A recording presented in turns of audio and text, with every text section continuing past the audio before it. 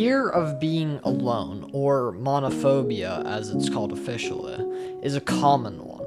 The fear that everything around you, the only thing you can trust is yourself. But at the same time, loneliness can be the greatest form of pleasure, taking our time when there is nobody else there to tell us what to do. This is being alone. This feeling is a stark one that you know is happening when your senses sharpen, and the only sounds you can hear are those of your environment and your own heartbeat as it begins to race. Whilst not directly tied to anything else, this fear of being alone can be heightened by other worries, say the dark, or any other sort of fear, such as heights. It's a lot scarier to be on the top of a cliff alone than it is to be there with friends. So, why is this like this, you may ask? Well, I have a small inkling of an idea, and I'm not an expert. I don't claim to be. I can provide a theory that being fearful and being alone are two things ingrained in us through evolution. Now, what exactly do I mean by this? So, we are, in essence, above the food chain. We have broken out of what we consider normal for nature and for natural environments. We don't have to worry about predators. We don't have to worry about dying. We don't have to worry about where our next meal comes from, or at least I hope that's not the case. But we still have it ingrained in our mind of when we did. Back when we were apes and primates, back when we were Homo erectus, and all of these other stepping stones to humanity where we are, we tended to live in groups. We see gorillas and monkeys all form bonds, form families. They have these groups that move together, hunt together, live together, always staying together to ward off these predators that may threaten them. Because there is power in the collective. And I feel like we have evolved to a point where we feel even more fearful if we're not part of a collective, because our own minds know and our instincts know that if we are alone, we are at more of a risk. Now, how does this apply to today's world? Well, frankly, it doesn't. There is less to be scared of outside of our own bubble. We don't have to worry about predators anymore. So why do we still have to worry about being alone? We don't have to put ourselves in certain situations if we don't want to. We have control over our environment. But why then do we still have this echo of instinct in our brain? And I guess we could say this about tons of other fears and tons of other emotions that we have that can only really be linked back to the times when we couldn't control our environment in quite the way we can now. But I want to take a look at an example in a game, as I have been beginning to do in my videos, and I feel like a perfect example for this would be Lethal Company. Now, I've already spoken on this game in videos past, but it deserves a mention here as well, as it is the best game to highlight this monophobia. A game in which you may have a group of people playing with you, but you are still so alone. If you don't already know of the game, you and your fellow employees work for the company collecting scrap from abandoned facilities on various moons. Of course, for most of you, this will be nothing new, but maneuvering around these unique and oftentimes dangerous facilities, and especially while alone, can give you this sense of monophobia.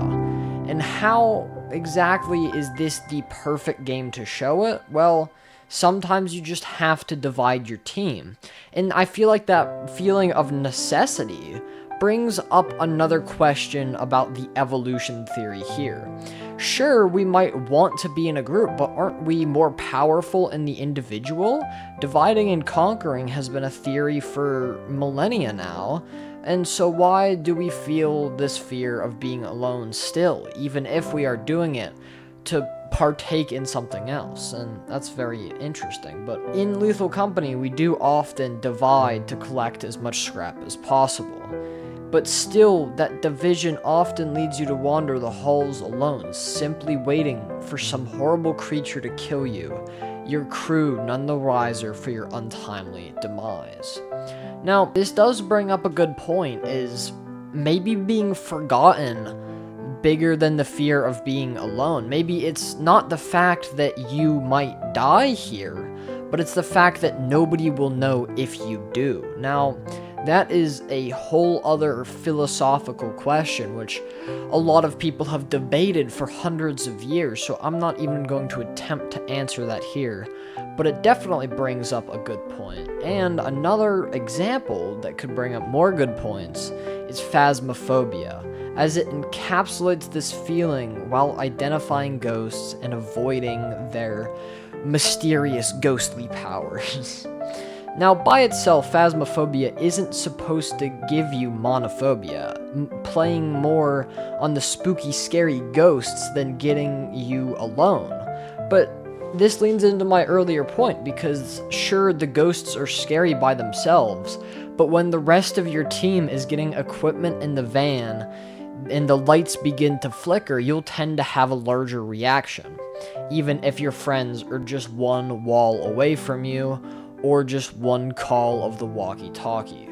Now, this is another thing where, is it isolation or is it being unable to contact anybody else? And again, we can debate this for hours, but honestly, it's just a question, and I don't feel we're going to be able to answer this one. But we've established so far that being alone is scary. It is inherently going to give you fear in some way, shape, or form, but it is often just a catalyst for these other fears that you may have.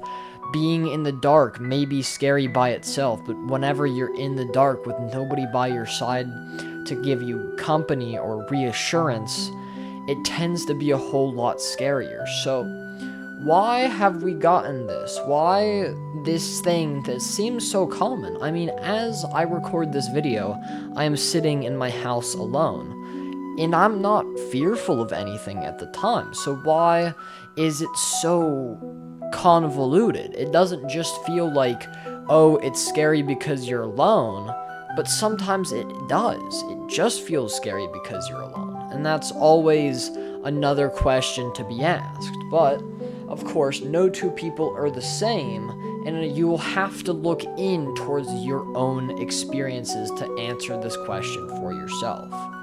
So with that, our time together comes to an end. I thank you all for making it here at the end of the video. It really does mean the world to me. If you enjoyed, feel free to check out some of my other content, or even subscribe for future content.